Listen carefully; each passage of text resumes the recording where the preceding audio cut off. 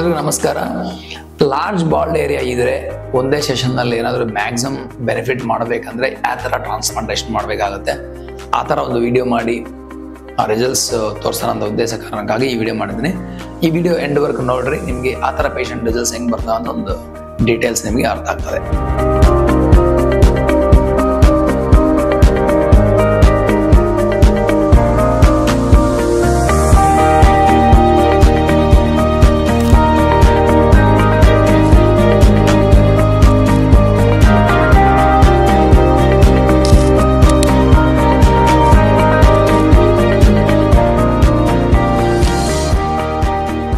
ಇವರಿಗೆ basically frontal four head ಬಹಳ ದೊಡ್ಡದಾಗಿದೆ. Because of large four head ನಮಗೆ ಗ್ರಾಫ್ಟ್ಸ್ ಇಂಪ್ಲಾಂಟೇಶನ್ ರಿಕ್ವೈರ್ಮೆಂಟ್ಸ್ ಜಾಸ್ತಿ ಬೇಕಾಗ್ತವೆ. ಬಟ್ ಅದೇ ರೀತಿ ಅವ್ರಿಗೆ ಮಧ್ಯದಲ್ಲಿ ಸ್ವಲ್ಪ ಡೆನ್ಸಿಟಿ ಬೇಕು. ಸೊ ಬಟ್ ಅವರಿಗೆ ನಾನು ಒಂದೇ ಸೆಷನ್ ಅಲ್ಲಿ ಆದ್ರೆ ಬೆಟರು ಅಂತ ಒಂದು ಟೈಮ್ ಕನ್ಸ್ಟೆಂಟ್ ಇದೆ. ಸೊ ಆ ಟೈಮ್ನಲ್ಲಿ ನಾವೇನ್ ಮಾಡ್ಬೇಕಂದ್ರೆ planning and execution design, planning ಮತ್ತೆ ಡಿಸೈನು ಚೆನ್ನಾಗಿರ್ಬೇಕು.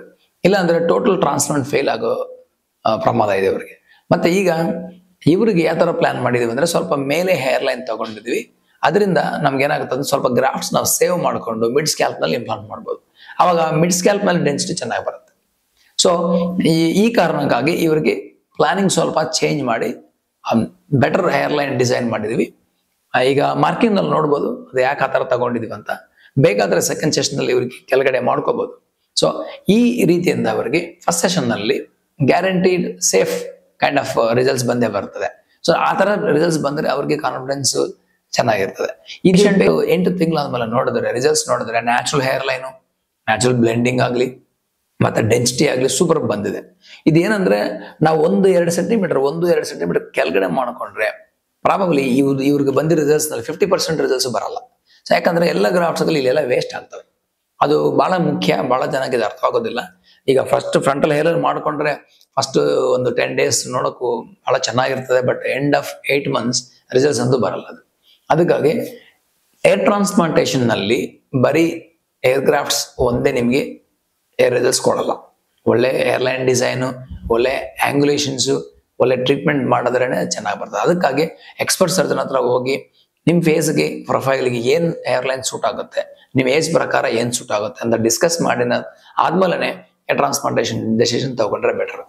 ಸ್ವಲ್ಪ ಜನಗಳಿಗೆ ಈಗ ನಮ್ಗೆ ಫ್ರಂಟ್ ಬೇಕಂದ್ರೆ ಏನ್ ಮಾಡ್ಬೇಕಂತ ಹೇಳ್ತಾರೆ.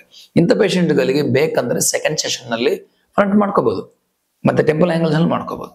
ಸೊ ಫಸ್ಟ್ ಟೈಮ್ ಮಾಡಕ್ ಹೋದ್ರೆ ಏನಾಗುತ್ತೆ ಅಂದ್ರೆ ಬರೀ ಫ್ರಂಟ್ ಏರ್ಲೈನ್ ಮತ್ತೆ ಹೇರ್ ಬರ್ತದೆ, ಮತ್ತೆ ಮ್ಯಾಕ್ಸಿಮಮ್ ಮಿಡ್ ಸ್ಕ್ಯಾಲ್ಪ್ ನಲ್ಲಿ ನಮಗೆ ಹೇರ್ ಎಲ್ಲಿ ಬೇಕು ಅಲ್ಲಿ ಮಾತ್ರ ಡೆನ್ಸಿಟಿ ಬಹಳ ಕಡಿಮೆ ಆಗಿ ಅದಕ್ಕೂ ಇದಕ್ಕೂ ಡಿಫರೆನ್ಸ್ ಕಾಣ್ತದೆ. ಅವಾಗ ಚೆನ್ನಾಗಿ ಕಾಣೋದಿಲ್ಲ, ನ್ಯಾಚುರಲ್ ಆಗಿಲ್ಲ. ಈಗ ಇವರು ಬ್ಯಾಕ್ ಸೈಡ್ ಕೋಮ್ ಮಾಡ್ಕೋಬಹುದು, ಸೈಡ್ ಮಾಡ್ಕೋಬಹುದು, ಹೆಂಗ್ ಬೇಕಂತ ಸ್ಟೈಲ್ ಮಾಡ್ಕೋಬಹುದು, ಜೆಲ್ ಹಾಕೋಬಹುದು. ಬ್ಯೂಟಿಫುಲ್ ಆಗಿ ಬಂದಿದೆ ಡೆನ್ಸಿಟಿ. ಇದು ಕೇವಲ best design, best plan, experts hand ಇಂದನೇ ಸಾಧ್ಯ ಇದೆ. ಅದಕ್ಕಾಗಿ ಒಳ್ಳೆ ಸರ್ಜನ್ ಭೇಟಿಯಾಗಿ then make up your mind and decision to get it done. ಆ ಥರ ಮಾಡ್ಕೊಂಡ್ರೆ ನಿಮಗೆ ಚೆನ್ನಾಗಿ ರಿಸಲ್ಟ್ಸ್ ಬರ್ತವೆ. Thank you.